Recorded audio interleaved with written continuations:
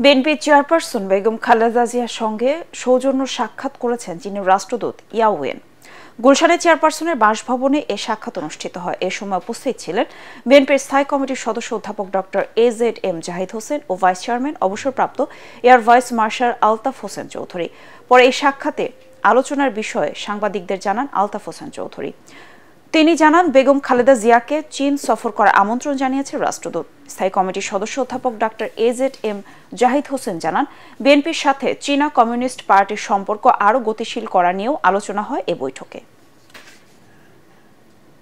Chinese রাষ্ট্রদূত basically আজকে উনি এসেছিলেন যে ওনারা দীর্ঘদিন যাবৎ যে কোনো কারণেই হোক, আমাদের দেশের রাজনৈতিক পরিস্থিতির কারণেই হোক, ওনাদের পক্ষে অনেক ক্ষেত্রেই ওনারা অনেক যা চেয়েছে তা করতে ওনারা হয়তো অনেক সপ্তাহে পারেন নাই।